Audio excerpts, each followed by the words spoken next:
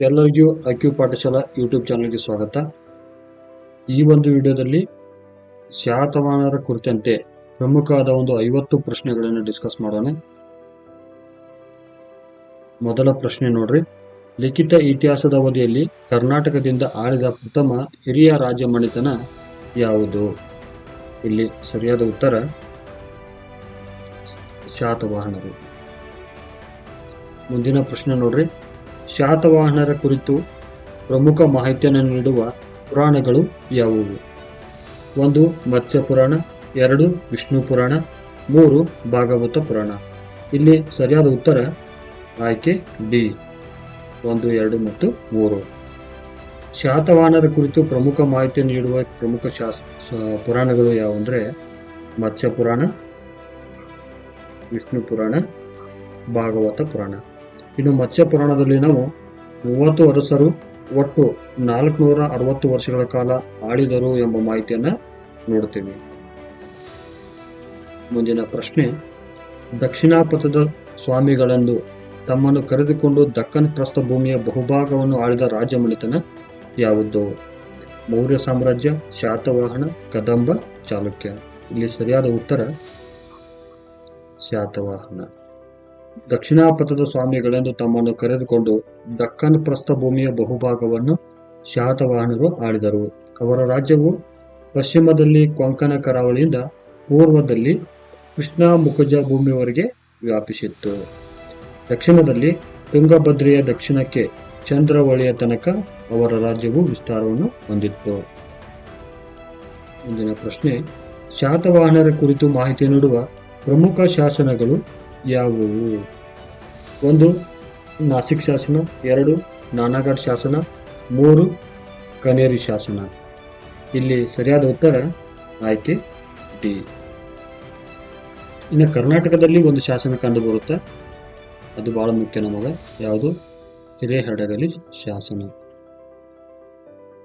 ಇದು ಎಲ್ಲಿ ಕಂಡು ಬರುತ್ತೆ ಅಂದ್ರೆ ಇಂದಿನ ಬಳ್ಳಾರಿ ಜಿಲ್ಲೆಯಲ್ಲಿ ಕಂಡು ಬರುತ್ತದೆ.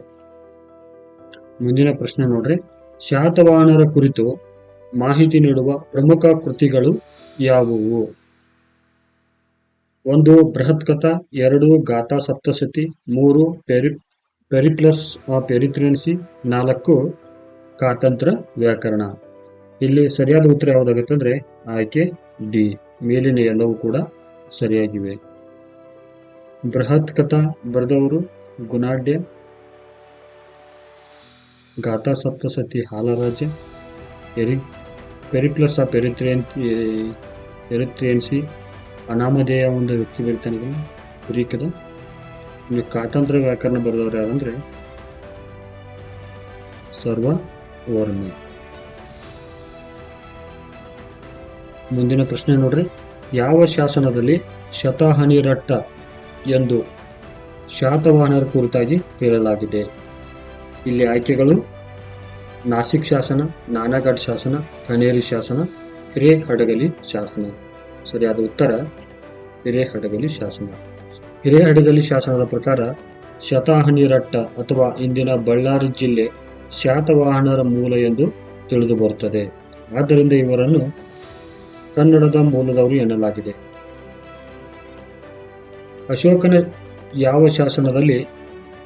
ಅಶೋಕನ ಶಾಸನದಲ್ಲಿ ಸತಿಯ ವೃತ್ತ ಎಂದು ಯಾರ ಕುರಿತಾಗಿ ಉಲ್ಲೇಖಿಸಲಾಗಿದೆ? ಆಯ್ಕೆಗಳು ಚುಟುಗಳು, ನಂದರು, ಶಾತವಾಹನರು, ಚೇರರು. ಸರಿಯಾದ ಉತ್ತರ ಶಾತವಾಹನರು. ಅಶೋಕನ ಶಾಸನದಲ್ಲಿ ಸತಿಯ ವೃತ್ತ ಎಂದು ಶಾತವಾಹನರನ್ನ ಕರೆಯಲಾಗಿದೆ.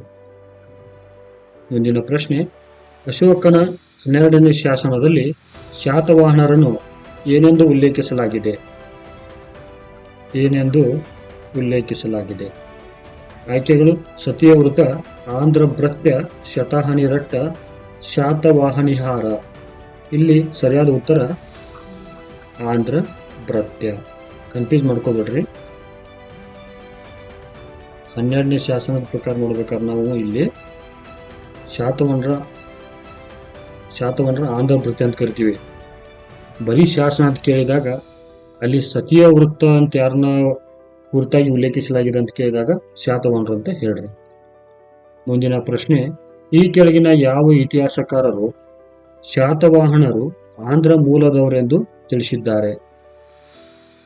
1 Rapson, 2 V S. Smith, 3 R G. Bhandarkar, 4 Pliny. ಇಲ್ಲಿ ಸರಿಯಾದ ಉತ್ತರ ಆಯ್ಕೆ ಡಿ. ಆಂಧ್ರ ಮೂಲದವರೆಂದು ಹೇಳಿದವರು professor Rapson, V S. Smith, R G. Bhandarkar ಮತ್ತು ಗ್ರೀಕ್ ಇತಿಹಾಸಕಾರ ಪ್ಲಿನಿ. ಮುಂದಿನ ಪ್ರಶ್ನೆ, ಈ ಕೆಳಗಿನ ಯಾವ ಇತಿಹಾಸಕಾರರು ಶಾತವಾಹನರು ಕನ್ನಡ ಮೂಲದವರೆಂದು ತಿಳಿಸಿದ್ದಾರೆ? 1 ವಿ.ಎಸ್. ಸುಪ್ತಂಕರ್, 2 ಕೆ.ಪಿ. ಜೈಸ್ವಾಲ್, 3 ಎಚ್.ಸಿ. ರಾಯಚೌಧರಿ. ಇಲ್ಲಿ ಸರಿಯಾದ ಉತ್ತರ ಆಯ್ಕೆ ಡಿ. ಶಾತವಾಹನರ ಕನ್ನಡ ಮೂಲವನ್ನು ತಿಳಿಸಿದವರು ಯಾರು? ವಿ.ಎಸ್. ಸುಪ್ತಂಕರ್, ಕೆ.ಪಿ. ಜೈಸ್ವಾಲ್, ಎಚ್.ಸಿ. ರಾಯಚೌಧರಿ. ಮುಂದಿನ ಪ್ರಶ್ನೆ, ಶಾತವಾಹನಿಹಾರ ಎಂಬುದು ಈ ಕೆಳಗಿನ ಯಾವ ಪ್ರದೇಶಗಳನ್ನು ಒಳಗೊಂಡಿತ್ತು? ಪ್ರಶ್ನೆ ಕೇಳ್ತಾರೆ ನೋಡೋದು, ಬಹಳ ಇಂಪಾರ್ಟೆಂಟ್ ಇದು. ಇಲ್ಲಿ ಸರಿಯಾದ ಉತ್ತರ ಯಾವುದಾಗತ್ತೆ ಅಂದ್ರೆ ಬಳ್ಳಾರಿ. ಮುಂದಿನ ಪ್ರಶ್ನೆ, ಶಾತವಾಹನರ ಯಾವ ಅರಸನು ತನ್ನನ್ನು ಕುಂತಲ ರಾಜ ಎಂದು ಕರೆದುಕೊಂಡಿದ್ದಾನೆ?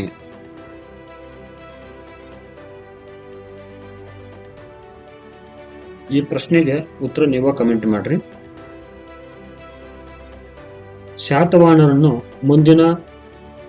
ಶಾತವಾಹನರಿಗೆ ಸಂಬಂಧಿಸಿದ ಮುಂದಿನ ಎಷ್ಟು ಜೋಡಿಗಳು ಸರಿಯಾಗಿವೆ?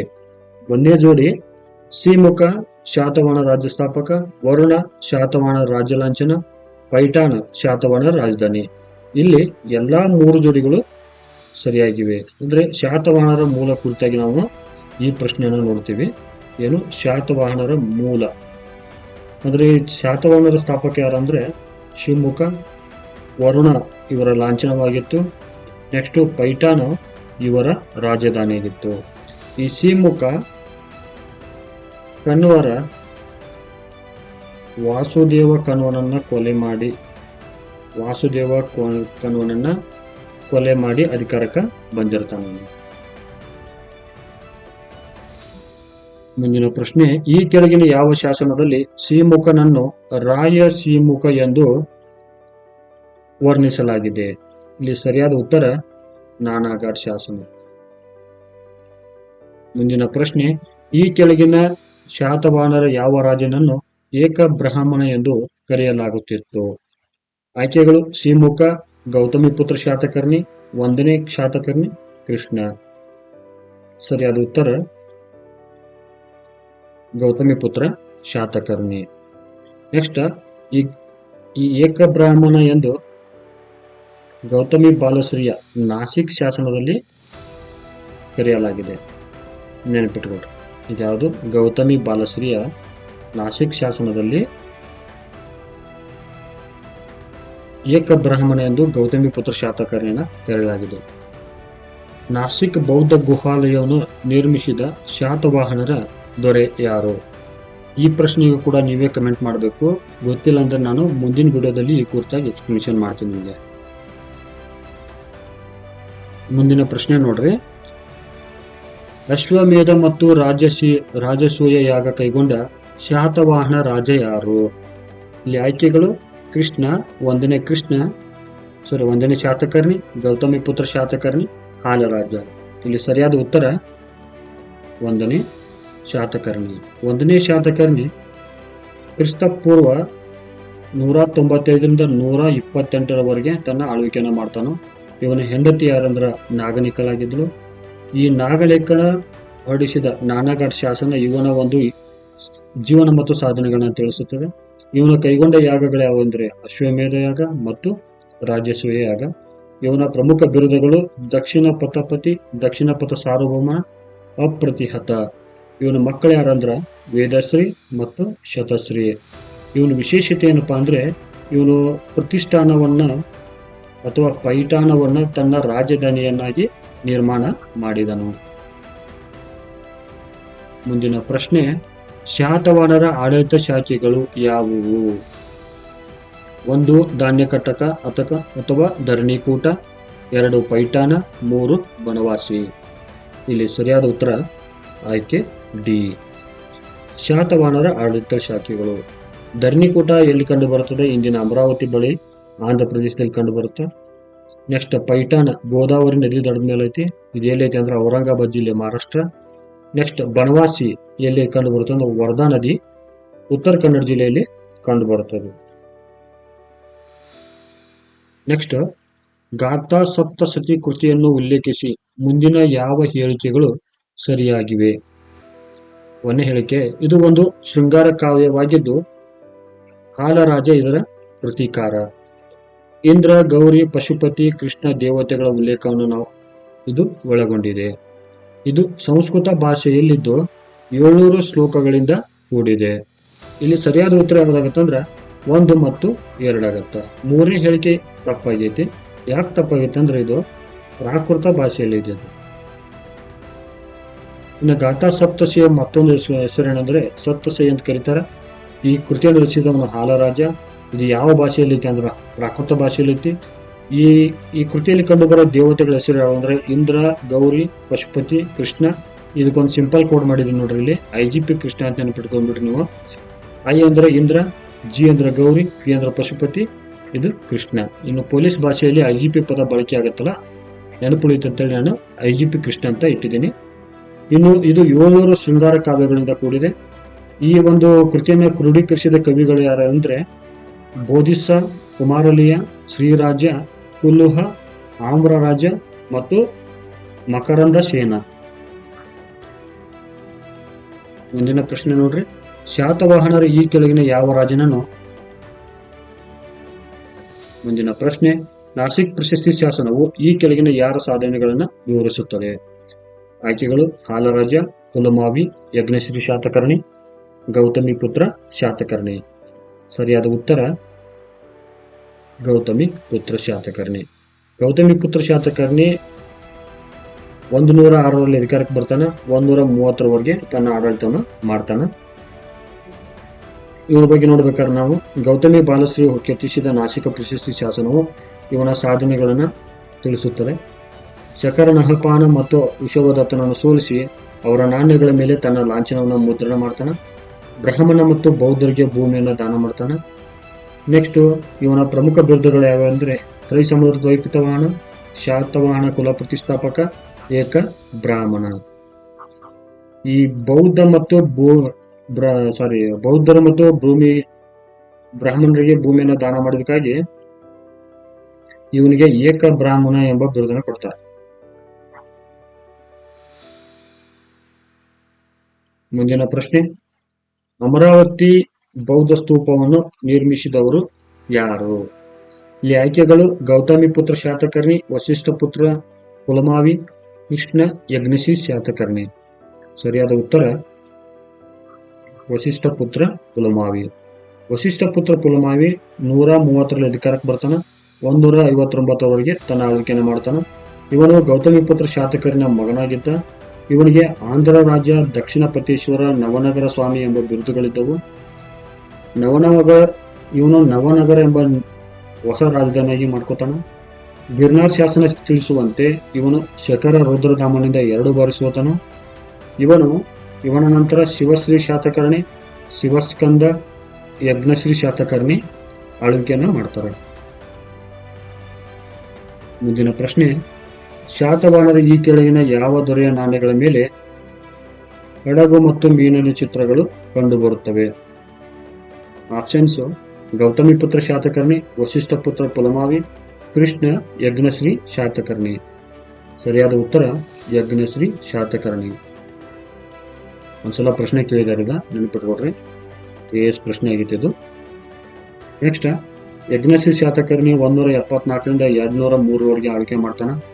ಇವನು ಶಾತವಾಹನರ ಕಡೆಯ ಪ್ರಸಿದ್ಧ ದೊರೆಯಾಗಿದ್ದ. ಇವನ ನಾಣ್ಯಗಳ ಮೇಲೆ ಹಡಗು ಮತ್ತು ಮೀನಿನ ಚಿತ್ರಕಂಡಗಳನ್ನು ಕಂಡುಬರುವುದನ್ನು ನಾವು ನೋಡ್ತೀವಿ. ಇದು ಅವನ ವಿದೇಶಿ ವ್ಯಾಪಾರ ಕುರಿತಾಗಿ ಪ್ರಮುಖ ಮಾಹಿತಿಯನ್ನು ನೀಡುವ ಒಂದು ಮೂಲಾಧಾರವಾಗಿದೆ. ಇವನ ಪತನ ನಂತರ ಶಾತವಾಹನ ಸಾಮ್ರಾಜ್ಯ ಹೆಚ್ಚು ಕಡಿಮೆ ಕೊನೆಗೊಂಡಿತು.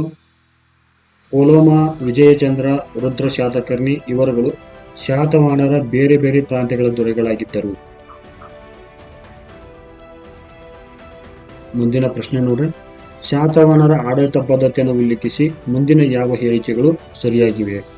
ಒಂದನೇ ಹೇಳಿಕೆ, ಶಾತವಾಹನರು ಮೌರ್ಯರ ಆಡಳಿತ ಪದ್ಧತಿಯನ್ನು ಮುಂದುವರಿಸಿದರು. ಎರಡನೇ ಹೇಳಿಕೆ, ಮಹಿಳೆಯರು ಆಡಳಿತದಲ್ಲಿ ಭಾಗವಹಿಸುವಂತಿರಲಿಲ್ಲ. ಇಲ್ಲಿ ಸರಿಯಾದ ಉತ್ತರ ಆಯ್ಕೆ 1. ಯಾಕಂದ್ರೆ ಮಹಿಳೆಯರು ಆಡಳಿತದಲ್ಲಿ ಭಾಗವಹಿಸುತ್ತಿದ್ದರು. ಇದಕ್ಕೆ ನಾವು ಉದಾಹರಣೆಯಾಗಿ ನೋಡ್ಬೇಕಾದ್ರೆ ಶಾತವಾಹನರ ಒಂದು ಮೌರ್ಯರ ಆಡಳಿತ ಪದ್ಧತಿಯನ್ನು ಮುಂದುವರಿಸಿದ್ರು. ಆದ್ದರಿಂದ ಮೊದಲನೇ ಹೇಳಿಕೆ ಸರಿಯಾಗಿದೆ. ಇನ್ನು ಎರಡನೇ ಹೇಳಿಕೆ ಕುರಿತು ನೋಡ್ಬೇಕಾದ್ರೆ ಮಹಿಳೆಯರು ಆಡಳಿತದಲ್ಲಿ ಭಾಗವಹಿಸುತ್ತಿದ್ದರು. ವೇದಶ್ರೀ ಅಪ್ರಾಪ್ತನಾಗಿದ್ದಾಗ ನಾಗನಿಕ ಪ್ರಜಾಪ್ರತಿನಿಧಿ ಕಾರ್ಯವನ್ನು ನಿರ್ವಹಿಸಿದಳು. ಗೌತಮಿ ಪುತ್ರನೊಡನೆ ಅವನ ತಾಯಿ ಬಾಲಶ್ರೀ ರಾಜ್ಯಾಜ್ಞೆ ಹೊರಡಿಸಿದಳು. ಆದ್ದರಿಂದ ಎರಡನೇ ಹೇಳಿಕೆ ತಪ್ಪಾಗಿದೆ. ಇನ್ನು ಮುಖ್ಯ ನಿರ್ಣಯಗಳನ್ನು ಮಂತ್ರಾಲೋಚನಾ ಸಭೆಯಲ್ಲಿ ಕೈಗೊಳ್ಳುತ್ತಿದ್ರು. ನೆಕ್ಸ್ಟ್, ಮೌರ್ಯರಂತೆ ರಾಜನಿಗೆ ನೆರವು ನೀಡುವ ಒಂದು ಮಂತ್ರಿ ಪರಿಷತ್ ಕೂಡ ಇವರ ಕಾಲದಲ್ಲಿ ಇತ್ತು.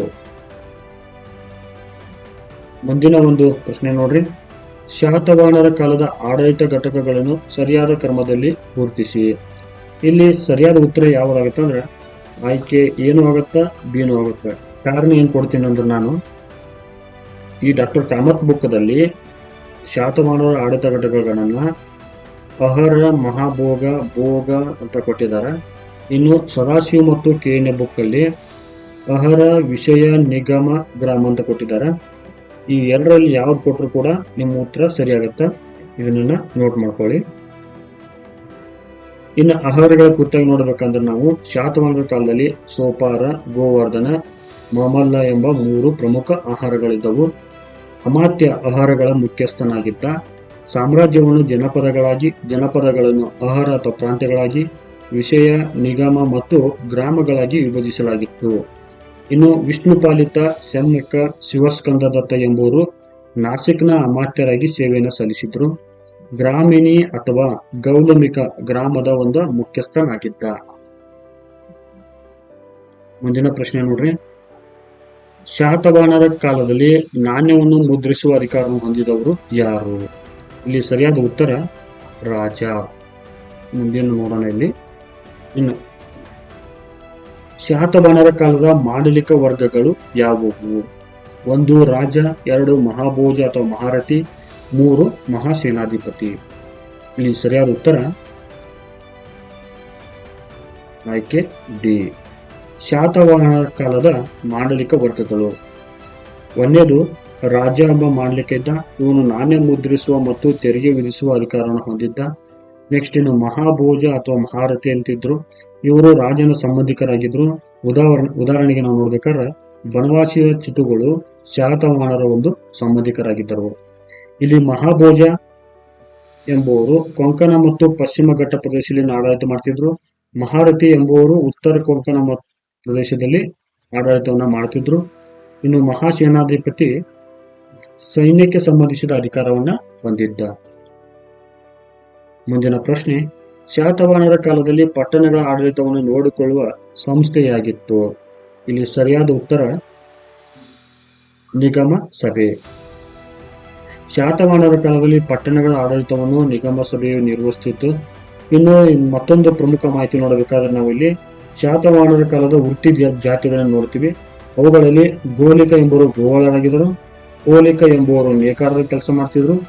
ಹಲಿಕ ಎಂಬುವರು ಉಳುವರಾಗಿದ್ರು, ಅಂದ್ರೆ ಒಕ್ಕಲಿಗರಾಗಿದ್ರು. ಮಾಲಕಾರ ಎಂದರು ಹೂವನ್ನು ಮಾರುವವರಾಗಿದ್ರು. ಸ್ವರ್ಣಕಾರ ಅಕ್ಕಸಾಲಿಗ ಅಥವಾ ಪತ್ತಾರಾಗಿದ್ರು. ಇನ್ನು ಚರ್ಮಕಾರ ಯಾರಾಗಿದ್ರು? ಮೋಚಿಗಳಾಗಿದ್ರು. ಮುಂದಿನ ಪ್ರಶ್ನೆ, ಈ ಕೆಳಗಿನ ಯಾವ ರಾಜ ಮನೆತನದ ಹೆಸರುಗಳ ಮುಂದೆ ಅವರ ತಾಯಂದಿರ ಹೆಸರುಗಳು ಕಂಡುಬರುವುದು? ಆಯ್ಕೆಗಳು: ನಂದರು, ಚುಟುಗಳು, ಶಾತವಾಹನರು, ಕದಂಬರು. ಸರಿಯಾದ ಉತ್ತರ ಶಾತವಾಹನರು. ರಾಜರ ಹೆಸರುಗಳ ಮುಂದೆ ಅವರ ತಾಯಂದಿರ ಹೆಸರುಗಳಿರುವುದು ಇತ್ಯಾದಿ ಸೂಚಿಸುತ್ತದೆ. ಅಂದ್ರೆ ಗೌತಮಿ ಅನ್ನೋದು ಶಾತಕರ್ಣಿಯ ಮುಂದಿನ ಒಂದು ತಾಯಿ ಹೆಸರಾಗಿತ್ತು. ಗೌತಮಿ ಪುತ್ರ ಶಾತಕರ್ಣಿ ಆಗಿದ್ದು. ಇನ್ನು ವಸಿಷ್ಠಿ ಪುತ್ರ ಪುಲಮಾಯಿ, ಬಾಲಶ್ರೀ ಇವೆಲ್ಲ ಕೂಡ ನಾವು ನೋಡ್ತೀವಿ. ಮುಂದಿನ ಪ್ರಶ್ನೆ ನೋಡ್ರಿ, ಈ ಕೆಳಗಿನ ಯಾವ ರಾಜನ ನಾಣ್ಯಗಳ ಮೇಲೆ ಪಟಸ್ತಂಭವುಳ್ಳ ಹಡಗು ಚಿತ್ರ ಕಂಡು ಬರುವುದು? ಇಲ್ಲಿ ಆಯ್ಕೆಗಳು ಗೌತಮ ಪುತ್ರ ಶಾತಕರ್ಣಿ, ವಶಿಷ್ಠ ಪುತ್ರ ಕುಲಮಾವಿ, ಕೃಷ್ಣ ಯಜ್ಞಶ್ರೀ ಶಾತಕರ್ಣಿ. ನಿಮಗೆ ನಾ ಆವಾಗಲೇ ಹೇಳಿದ್ದೆ, ಈ ಆನ್ಸರ್ ನೀವು ಹಿಂದಿನ ಒಂದು ಪ್ರಶ್ನೆಯನ್ನ ಹೇಳಿದ್ದೀನಿ, ಇದನ್ನು ನೀವು ಕಮೆಂಟ್ ಮಾಡಿ ಕಮೆಂಟ್ ಬಾಕ್ಸ್ನಲ್ಲಿ. ಇನ್ನು ಇದು ಪೂರಕ ಮಾಹಿತಿ ನೋಡೋಣ. ಇಲ್ಲಿ ಶಾತವಾಹನರ ಕಾಲದ ಪ್ರಮುಖ ಬಂದರು ಯಾವಂದ್ರೆ ಮೋಟುಪಲ್ಲಿ. ಈ ಮೋಟುಪಲ್ಲಿ ಆಲ್ರೆಡಿ UPSC ಒಂದು IAS ಪರೀಕ್ಷೆಯಲ್ಲಿ ಕೇಳಿದ್ರು. ಇದು ಎಲ್ಲಿ ಕಂಡು ಬರುತ್ತೆ ಅಂದ್ರೆ ಆಂಧ್ರ ಪ್ರದೇಶದಲ್ಲಿ ಕಂಡು ಬರುತ್ತೆ. ಇನ್ನು ಕಲ್ಯಾಣ ಎಲ್ಲಿ ಬರುತ್ತೆ ಅಂದ್ರೆ ಇದು ಮಹಾರಾಷ್ಟ್ರ. ಕಲ್ಯಾಣ, ಸೋಪಾರ, ಬರಿಗಜ್ ಅಥವಾ ಬ್ರೋಚ್, ಚಂಪಾವತಿ ಇವೆಲ್ಲ ಮಹಾರಾಷ್ಟ್ರದಲ್ಲಿ ಕಂಡು ಬರ್ತವೆ. ರೋಮ್ ಸಾಮ್ರಾಜ್ಯದಿಂದ ಅಪಾರವಾದ ಚಿನ್ನ ದಕ್ಷಿಣ ಭಾರತದತ್ತ ಹರಿಯಿತೆಂದು ಯಾರು ಹೇಳಿದ್ದಾರೆ? ಆಯ್ಕೆಗಳು ಸ್ಟ್ರಾಬೋ, ಪ್ಲೀನಿ, ಮೆಗಸ್ತನಿಸ್, ಅನಾಮಧೇಯ. ಸರಿಯಾದ ಉತ್ತರ ಯಾರು? ಪ್ಲೀನಿ. ಮುಂದಿನ ಪ್ರಶ್ನೆ ನೋಡ್ರಿ. ಈ ಕೆಳಗಿನವುಗಳಲ್ಲಿನ ಯಾವುದು ಶಾತವಾಹನರ ಕಾಲದಲ್ಲಿ ರೋಮನ್ ವ್ಯಾಪಾರ ಕೇಂದ್ರವಾಗಿತ್ತು? ಆಯ್ಕೆಗಳು ಕಲ್ಯಾಣ, ಸೋಪಾರ, ಅರಿಕಮೇಡು, ಬ್ರೋಚ್. ಇಲ್ಲಿ ಸರಿಯಾದ ಉತ್ತರ ಅರಿಕಮೇಡು. ಮುಂದಿನ ಪ್ರಶ್ನೆ. ಶಾತವಾಹನರ ನಾಣ್ಯ ವ್ಯವಸ್ಥೆಯನ್ನು ಉಲ್ಲೇಖಿಸಿ ಮುಂದಿನ ಯಾವ ಜೋಡಿಗಳು ಸರಿಯಾಗಿ ಹೊಂದಿಕೆಯಾಗಿವೆ? ಒಂದನೇದು ದಿನಾರ, ಸುವರ್ಣ ಇವು ಚಿನ್ನದ ನಾಣ್ಯ. ಕುಶನ ಮತ್ತು ಕಾಶ್ಯಪನ ಬೆಳ್ಳಿಯ ನಾಣ್ಯ. ದ್ರಹ್ಮ, ಗದ್ಯಾನ, ಪಣಗಣ್ಯ ತಾಮ್ರದ ನಾಣ್ಯ. ಕೆಳಗೆ ನೀಡಲಾದ ಆಯ್ಕೆಗಳ ಮೂಲಕ ಸರಿಯಾದ ಉತ್ತರವನ್ನು ಆರಿಸಿ. ಇಲ್ಲಿ ಸರಿಯಾದ ಉತ್ತರ ಯಾವುದಂದ್ರೆ 1, 2, 3. ದಿನಾರ ಮತ್ತು ಸುವರ್ಣ ಚಿನ್ನದ ನಾಣ್ಯಗಳಾಗಿದ್ದವು. ಕುಶನ ಮತ್ತು ಕಾಶ್ಯಪನ ಬೆಳ್ಳಿಯ ನಾಣ್ಯಗಳಾಗಿದ್ದವು. ದ್ರಹ್ಮ, ಗದ್ಯಾನ, ಪಣಗಣ್ಯ ಇವು ತಾಮ್ರದ ನಾಣ್ಯಗಳಾಗಿದ್ದವು. ಇನ್ನು ಪ್ರಮುಖ ಮಾಹಿತಿ ನೋಡ್ಬೇಕಾದ್ರೆ ನಾವಿಲ್ಲಿ ದಿನಾರ್ ಎಂಬುದು ಗ್ರೀಕ್ ನಾಣ್ಯವಾಗಿತ್ತು. ನಾಣ್ಯಗಳ ಮೇಲೆ ಕುದುರೆ, ಆನೆ, ಸಿಂಹ, ಬಾನರು ಚಿಹ್ನೆ ಮತ್ತು ಹಡಗಿನ ಚಿತ್ರಗಳನ್ನು ಇಲ್ಲಿ ನಾವು ಕಾಣ್ತೀವಿ. ಮುಂದಿನ ಪ್ರಶ್ನೆ. ಪ್ರೋಟೀನ್ ಎಂಬುದು ಈ ಕೆಳಗಿನ ಯಾವ ಮಿಶ್ರ ಲೋಹಗಳಿಂದ ಕೂಡಿದ ನಾಣ್ಯವಾಗಿತ್ತು? ಆಯ್ಕೆಗಳು ತಾಮ್ರ ಮತ್ತು ಸೀಸ, ಸೀಸ ಮತ್ತು ಬೆಳ್ಳಿ, ಚಿನ್ನ ಮತ್ತು ತಾಮ್ರ, ಚಿನ್ನ ಮತ್ತು ಬೆಳ್ಳಿ. ಸರಿಯಾದ ಉತ್ತರ ಸೀಸ ಮತ್ತು ಬೆಳ್ಳಿ. ಇದು ಕೊಟ್ಟಿದ್ದಾರೆ ನೋಡಿ. ಪ್ರೋಟೀನ್ ಎಂಬುದು ಬೆಳ್ಳಿ ಮತ್ತು ಸೀಸಗಳ ಮಿಶ್ರಣದಿಂದ ತಯಾರಿಸಿದ ಒಂದು ನಾಣ್ಯವಾಗಿತ್ತು. ಮುಂದಿನ ಪ್ರಶ್ನೆ. ತಾಳಗುಂದದ ಪ್ರಣವೇಶ್ವರ ಶಿವಾಲಯವು ಈ ಕೆಳಗಿನ ಯಾವ ರಾಜ್ಯ ಮನೆತನದ ಅವಧಿಯಲ್ಲಿ ರಚನೆಗೊಂಡಿತ್ತು? ಆಯ್ಕೆಗಳು ಕದಂಬರು, ಶಾತವಾಹನರು, ಚುಟುಗಳು, ಗಂಗರು. ಸರಿಯಾದ ಉತ್ತರ ಶಾತವಾಹನರು. ಇಲ್ಲಿ ನೆನಪಿಡಬೇಕಾದ ಪ್ರಮುಖ ಸಂಗತಿ ಏನಂದ್ರೆ ತಾಳಗುಂದದ ಪುರಾತನ ಹೆಸರು ಸ್ಥಾನಕುಂದರು ಎಂದಾಗಿತ್ತು. ಇದು ಒಂದು ಅಗ್ರಹಾರ ಅಥವಾ ಶಿಕ್ಷಣ ಕೇಂದ್ರವಾಗಿತ್ತು.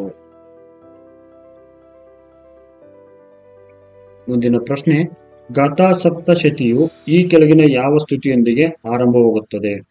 ಆಯ್ಕೆಗಳು ಶಿವಸ್ತುತಿ, ವಿಷ್ಣು ಸ್ತುತಿ, ಕೃಷ್ಣ ಸ್ತುತಿ, ಪಾರ್ವತಿ ಸ್ತುತಿ. ಸರಿಯಾದ ಉತ್ತರ ಶಿವಸ್ತುತಿ. ಇದು 700 ಶೃಂಗಾರ ಕಾವ್ಯಗಳಿಂದ ಕೂಡಿದೆ.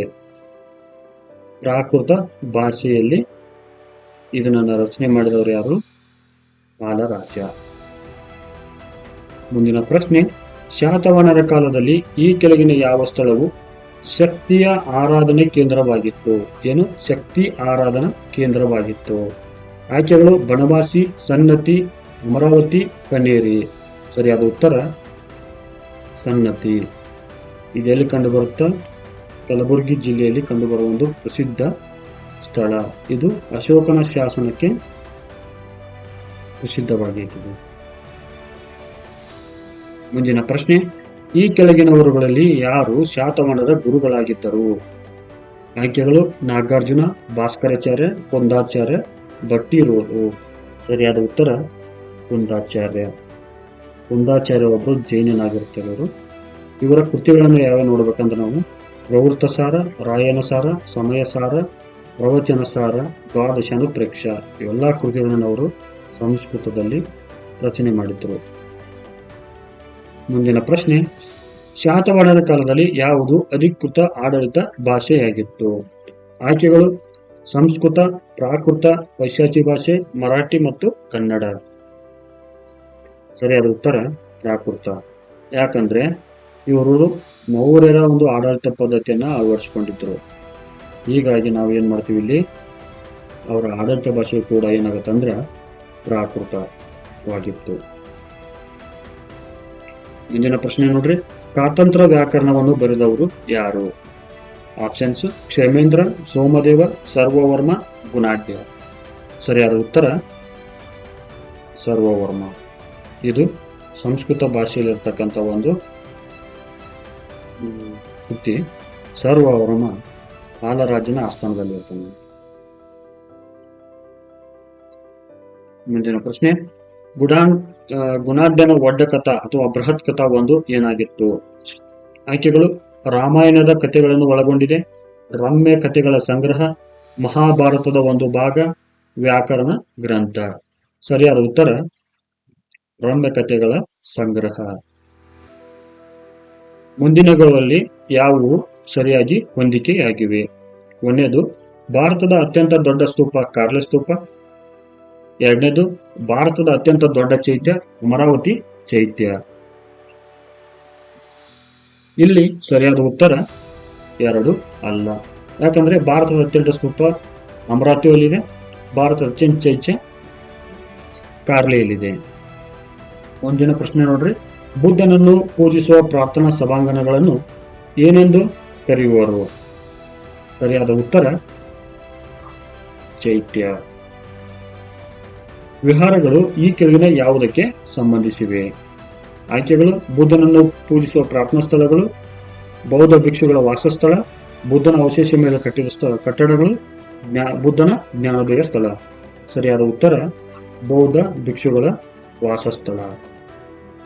ಮುಂದಿನ ಪ್ರಶ್ನೆ, ಸ್ತೂಪಗಳು ಎಂದರೆ? ಇಲ್ಲಿ ಡೈರೆಕ್ಟ್ ಆನ್ಸರ್ ಹೇಳ್ತೇನ್ರಿ. ಬುದ್ಧನ ಅವಶೇಷಗಳ ಮೇಲೆ ಕಟ್ಟಿದ ಗುಮ್ಮಟ ಆಕೃತಿಯ ಕಟ್ಟಡ ಆಗಿದ್ದವು. ಇನ್ನ ಬೋಧಿಸತ್ವ ಅವಲೋಕಿತೇಶ್ವರ ಬುದ್ಧನಿಗೆ ರಾಹುಲನನ್ನು ಅರ್ಪಿಸುತ್ತಿರುವ ವರ್ಣಚಿತ್ರಗಳು ಕೆಳಗಿನ ಯಾವ ಸ್ಥಳದಲ್ಲಿ ಕಂಡುಬರುತ್ತವೆ? ಅಜಂತ, ಅಮರಾವತಿ, ನಾಗಾರ್ಜುನಕೊಂಡ, ಕನೇರಿ. ಇಲ್ಲಿ ಸರಿಯಾದ ಉತ್ತರ ಯಾವುದಾಗುತ್ತಂದ್ರೆ ಅಜಂತ. ಯಾವುದು? ಅಜಂತ. ಇಲ್ಲಿ ನೋಡಬಹುದು ನೀವು, ಜಗತ್ ಪ್ರಸಿದ್ಧ ಅಜಂತಾದ ಗುಹಾಂತರ ದೇವಾಲಯಗಳು ಶಾತವಾಹನರ ಕಾಲದಿಂದ ಆರಂಭಗೊಂಡವು. ಇಲ್ಲಿನ 9 ಮತ್ತು 10ನೇ ಗುಹೆಯಲ್ಲಿ ಶಾತವಾಹನರ ಕಾಲದ ವರ್ಣಚಿತ್ರಗಳನ್ನು ನಾವು ನೋಡ್ತೀವಿ. 9ನೇ ಗುಹೆಯಲ್ಲಿ ಬುದ್ಧನ ಕುಳಿತಿರೋ ಚಿತ್ರವಿದೆ. 10ನೇ ಗುಹೆಯಲ್ಲಿ ಬುದ್ಧನ ಚಿತ್ರವನ್ನು ಬರೆಯಲಾಗಿದೆ. ಬುದ್ಧ ಕೆಂಪು ನಿಲುವಂಗಿ ಧರಿಸಿ ಚಂದನವನ್ನು ಇಟ್ಟುಕೊಂಡಿದ್ದಾನೆ. ಅವನ ಸುತ್ತಲೂ ಗೃಹಸ್ಥರು, ಸನ್ಯಾಸಿಗಳು ನಿಂತಿರುವುದು ಆಕರ್ಷಣೀಯವಾಗಿದೆ. ಇಲ್ಲಿ ಬೋಧಿಸತ್ವ ಅವಲೋಕಿತೇಶ್ವರ ಬುದ್ಧನಿಗೆ ರಾಹುಲನನ್ನು ಅರ್ಪಿಸುತ್ತಿರುವ ಚಿತ್ರಗಳನ್ನು ನಾವು ಇಲ್ಲಿ ನೋಡಬಹುದು. ಸ್ನೇಹಿತರೆ, ಇದು ಮೋಸ್ಟ್ ಇಂಪಾರ್ಟೆಂಟ್. KS ನಲ್ಲಿ ಕೇಳಬಹುದು ಚಾನ್ಸಸ್ ಜಾಸ್ತಿ ಇದೆ. ಇವುಗಳನ್ನ ಸರಿಯಾಗಿ ಗಮನಿಸಿ. ಮುಂದಿನ ಪ್ರಶ್ನೆ, ಈ ಕೆಳಗಿನ ಯಾವ ಸ್ಥಳದಲ್ಲಿ ಬುದ್ಧನನ್ನು ಸರ್ಪದ ಮೇಲೆ ಕುಳಿತಂತೆ ಕೆತ್ತಲಾಗಿದೆ? ಇದು ಬಹಳ ಇಂಪಾರ್ಟೆಂಟ್ ಸ್ನೇಹಿತರೆ. ಯಾಕಂದ್ರೆ ಈ ಕುರಿತಾಗಿ ಜಾಸ್ತಿ ಪ್ರಶ್ನೆಯನ್ನ ಕೇಳ್ತಿದ್ದಾನೆ ಇತ್ತಿತ್ತಲಾಗೆ. ಇವುಗಳ ಕುರಿತಾಗಿ ನೀವು ಒಂದ್ಸಲ ಗಮನಿಸಿದ್ರೆ ತುಂಬಾ ಒಳ್ಳೆಯದು. ಸಾಧ್ಯ ಆದ್ರೆ ನೀವು ಕಮೆಂಟ್ ಮಾಡ್ರಿ, ಇಲ್ಲಾಂದ್ರೆ ಇದಕ್ಕೆ ನಾನು ಆನ್ಸರ್ ಹೇಳ್ತೀನಿ ಮುಂದಿನ ಒಂದು ವಿಡಿಯೋದಲ್ಲಿ.